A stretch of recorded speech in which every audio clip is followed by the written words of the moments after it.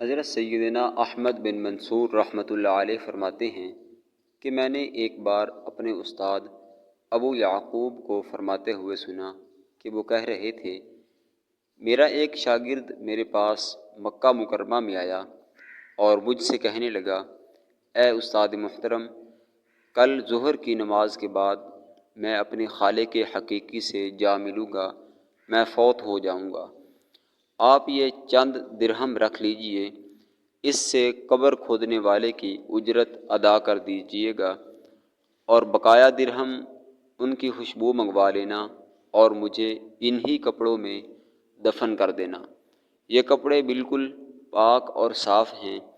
استاد صاحب فرماتے ہیں، میں سمجھا شاید کہ پھونک کی وجہ سے اس کی یہ حالت ہو چکی ہے کہ اس طرح کی باتیں کر رہا ہے۔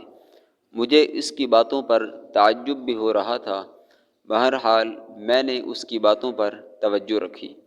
جب اگلا دن آیا تو ظہر کے وقت اس نے نماز ادا کی اور خانہ کعبہ کو دیکھنے لگا۔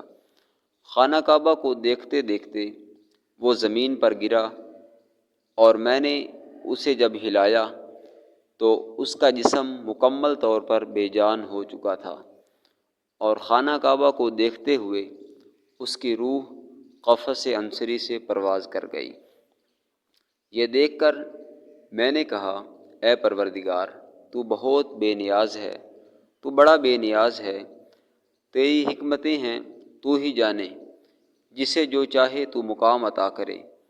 وہ ذات بڑی برکت والی ہے اور بڑی پاک ہے، جس ذات نے میرے شاگرد کو یہ مرتبہ عطا فرمایا، یہ سارا کرم تو اسی کا ہے۔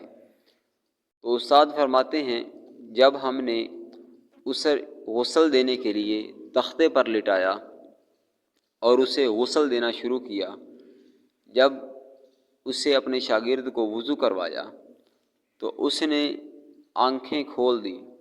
میں یہ دیکھ کر بڑا حیران ہوا۔ میں نے کہا، میرے بیٹے، کیا تو مرنے کے بعد پھر دوبارہ زندہ ہو گیا ہے؟